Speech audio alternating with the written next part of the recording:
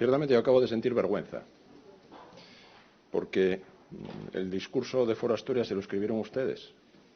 Se han dado un abrazo del oso ahora mismo, en el que no sabe que el señor Pumares, que acaba de abandonar el hemiciclo, va a acabar asfixiándolo. No sabían cómo salir de este lío en el que se habían metido entre los dos, porque no hay modelo a la oficialidad, no hay ningún modelo alternativo a la obligatoriedad. Se lo han dicho todos los especialistas en términos jurídicos, el Tribunal Constitucional, hasta un expresidente socialista del Principado de Asturias. Pero en vez del Óscar, después de ver la participación, esta tramoya que montaron entre usted y el señor Pumares, yo les daría el Razzi.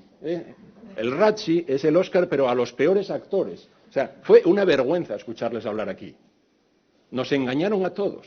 O sea, bueno, pretendieron engañarnos a todos, porque todo el mundo vio que lo tenían pactado usted y el señor Pumares. ¿Qué le están prometiendo al señor Pumares para salir de este embrollo juntos? Quizá la alcaldía en Gijón a la señora Morillón. ¿Qué va a poner usted? ¿Un traductor al lado de cada funcionario? ¿Va a poner un traductor en todas las escuelas, en todas las clases? ¿Cómo lo va a hacer usted?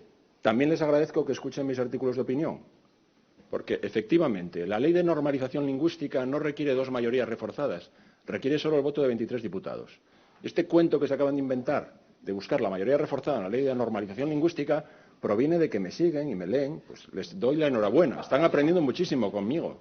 Claro, la trampa que estaban planteando ustedes es que me hizo cambiar todo el debate, porque estas trampas parlamentarias no se hacen. Ustedes, esto lo pactaron en esas reuniones discretas que hablan ustedes.